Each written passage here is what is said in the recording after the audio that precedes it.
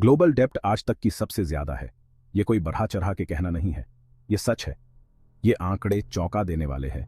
ये दिखा रहे हैं कि उधार लेना बहुत ज्यादा बढ़ गया है। दुनिया भर की सरकारें भारी कर्ज के बोझ से जूझ रही हैं। ये कोई नई बात नहीं है, लेकिन इस बार ये बहुत ज्यादा है। जोखिम ज्यादा है और इसके नतीजे भयानक हो सकते हैं। कोविड-19 महामारी ने स्थिति को और भी बदतर बना दिया, क्योंकि सरकारों ने अपनी अर्थव्यवस्थाओं को सहारा देने के लिए भारी उधार लिया था।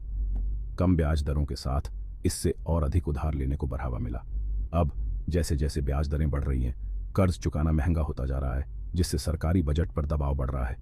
स्थिति जटिल है और इसका कोई आसान जवाब नहीं है, लेकिन एक बात साफ है, हम एक ग्लोबल डेब्ट क्राइसिस का सामना कर रहे हैं। आपदा टालने के लिए हमें अभी कदम उठाने होंगे।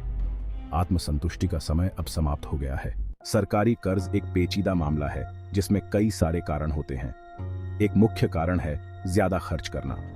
जब सरकारें लगातार अपनी कमाई से ज्यादा खर्च करती हैं, तो उन पर कर्ज चढ़ता जाता है। यह ज्यादा खर्च कई कारणों से हो सकता है, जैसे कि सामाजिक कार्यक्रम, सैन्य खर्च और बुनियादी ढांचे की परियोजनाएं। एक और बड़ा कारण है आर्थिक मंदी और वित्तीय संकटों के कारण टैक्स से होने वाली कमाई कम हो सकती है, क्योंकि व्यवसायों और लोगों की कमाई कम होती है। साथ ही सरकारें अर्थव्यवस्था को गति देने या सामाजिक सुरक्षा प्रदान करने के लिए खर्च बढ़ा सकती है, जिससे घाटा और बढ़ जाता है। राजनीतिक कारण भी एक भूमिका निभाते हैं। अल्पकालिक राजनीतिक लाभ अक्सर लंबी अवधि की वित्तीय जिम्मेदारी से ज्यादा भारी पड़ सकते हैं। सरकारें लोकप्रिय नीतियों या परियोजनाओं को प्राथमिकता दे सकती हैं, भले ही वे कर्ज के स्तर को बढ़ाएं। इसके अतिरिक्त राजनीतिक अस्थिरता या गतिरोध प्रभावी कर्ज प्रबंधन में बाधा बन सकता है। इसके अलावा प्राकृतिक आपदाओं या वैश्विक महामारियों जैसे बाहरी झटके सरकारी वित्त पर दबाव डाल सकते हैं। इन अप्रत्याशित घटनाओं का जवाब देने के लिए अक्सर महत्वपूर्ण खर्च की आवश्यकता होती है, जिससे संभावित रूप से उधार लेना पड़ता है। सरकारी कर्ज का उच्च स्तर देश की अर्थव्यवस्था और उसके नागरिकों के लिए गंभीर और दूरगामी परिणाम भुगतने पड़ सकते हैं। इसका सबसे तात्कालिक प्रभाव है क्राउडिंग आउट प्रभाव। जैसे जैसे सरकारें अधिक उधार लेती हैं, वे उपलब्ध धन के समान पूल के लिए व्यवसायों और व्यक्तियों के साथ प्रतिस्पर्धा करती हैं। ऋण की इस बढ़ती मांग से ब्याज दरें बढ़ सकती हैं, जिससे व्यवसायों के लिए निवेश करना और व्यक्तियों के लिए गिरवी या अन्य ऋणों के लिए उधार लेना महंगा हो जाता है। इसके अलावा उच्च ऋण स्तर से निवेशकों का विश्वास कम हो सकता है। जब निवेशकों को लगता है कि सरकार की वित्तीय स्थिति स्थिर नहीं है, तो वे देश में पैसा उधार देने या निवेश करने के लिए कम इच्छुक हो सकते हैं। इससे पूंजी की उड़ान, मुद्रा अवमूल्यन और आगे आर्थिक अस्थिरता आ सकती है।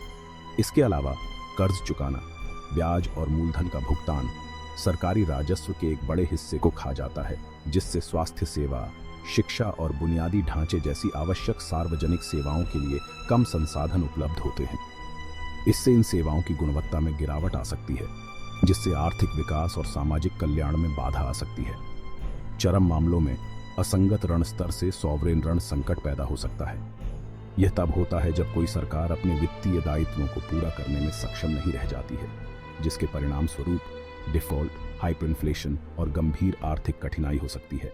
सरकारी कर्ज की जटिलताओं का जापान एक सम्मोहक केस स्टडी के रूप में कार्य करता है।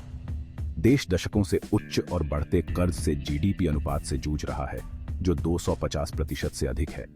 इसके बावजूद जापान एक संप्रभु ऋण संकट से बच गया है, मुख्यतः अपने नागरिकों के बीच उच्च बचत दर और बैंक ऑफ जापान द्वारा सरकारी बॉन्ड खरीदने की इच्छा जैसे अद्वितीय कारकों के कारण। हालांकि जापान का अनुभव लंबे समय तक उच्च ऋण के संभावित नुकसान को भी उजागर करता है। देश ने वर्षों से सुस्त आर्थिक विकास का अनुभव किया है, जिसे अक्सर खोए हुए दशकों के रूप में जाना जाता है।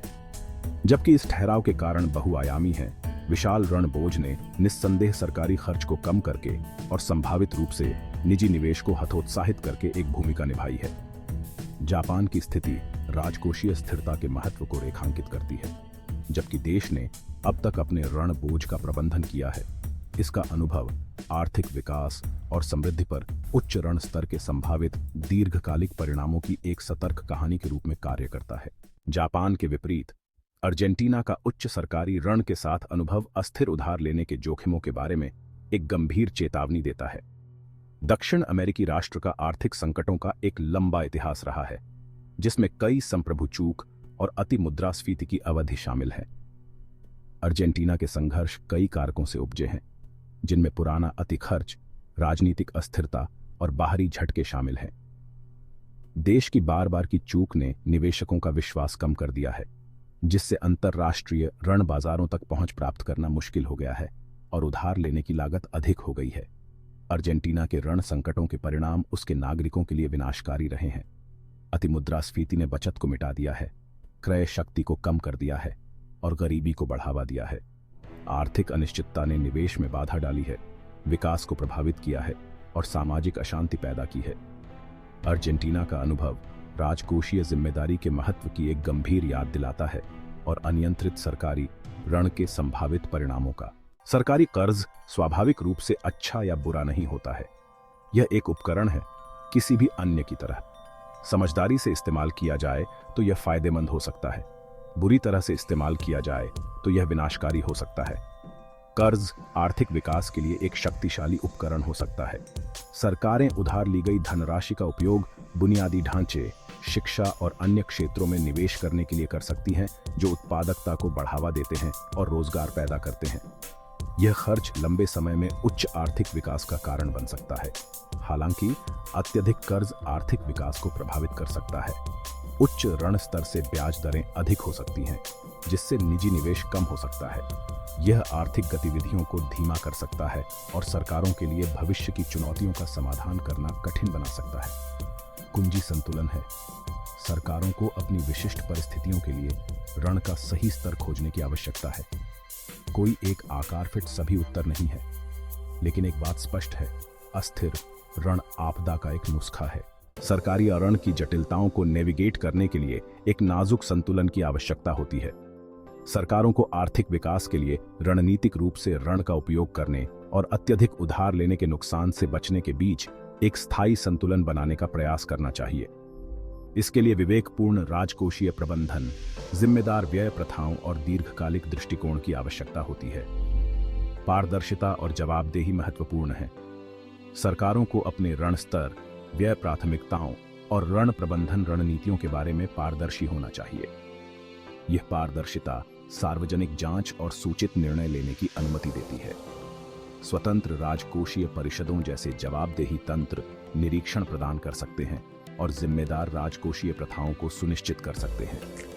इसके अलावा सरकारों को उन निवेशों को प्राथमिकता देनी चाहिए जो दीर्घकालिक आर्थिक लाभ प्रदान करते हैं, जैसे कि बुनियादी ढांचा, शिक्षा और अनुसंधान और विकास।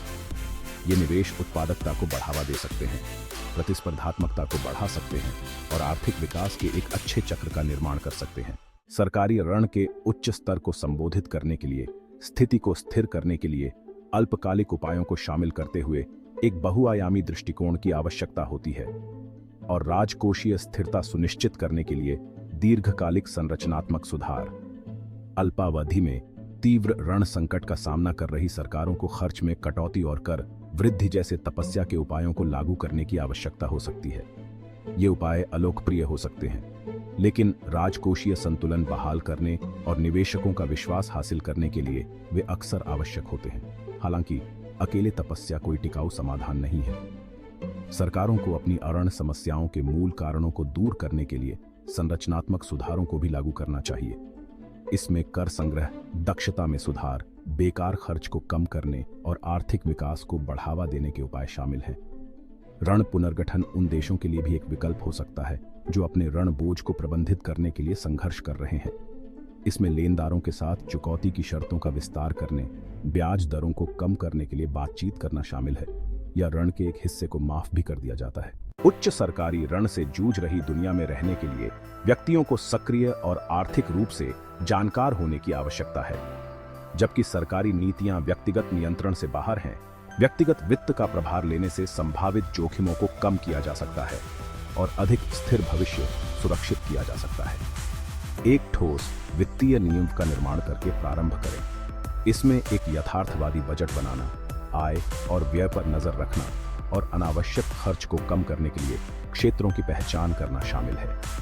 नियमित रूप से बचत करना, यहाँ तक कि कम मात्रा में भी आपातकालीन निधि के निर्माण और दीर्घकालिक वित्तीय लक्ष्यों को प्राप्त करने के लिए महत्वपूर्ण है। इसके बाद उच्च ब्याज ऋण जैसे क्रेडिट कार्ड शेष राशि का भुगतान करने को प्राथमिकता दें। उच्च ब्याज दरें धन को जल्दी से नष्ट कर सकती है और वित्तीय प्रगति में बाधा डाल सकती है। कम ब्याज दरों को सुरक्षित करने और पुनर्भुगतान को अधिक प्रभावी ढंग से प्रबंधित करने के लिए ऋण समेकन या पुनर्वित्त के विकल्पों का अन्वेषण करें। वैश्विक ऋण चुनौती का समाधान करने के लिए सामूहिक कार्रवाई और अंतर्राष्ट्रीय सहयोग की आवश्यकता है। कोई भी देश अकेले इस मुद्दे को हल नहीं कर सकता है। सरकारों, अंतर्राष्ट्रीय संगठनों और व्यक्तियों को टिकाऊ समाधान खोजने के लिए मिलकर काम करना चाहिए। अंतर्राष्ट्रीय मुद्रा कोष (IMF) और विश्व बैंक जैसे अंतर्राष्ट्रीय संगठन ऋण संकट का सामना कर रहे देशों को वित्तीय सहायता, तकनीकी विशेषज्ञता और नीतिगत सलाह प्रदान करने में महत्वपूर्ण भूमिका निभाते हैं। वे देनदार और लेनदार देशों के बीच संवाद और सहयोग को भी सुगम बना सकते हैं।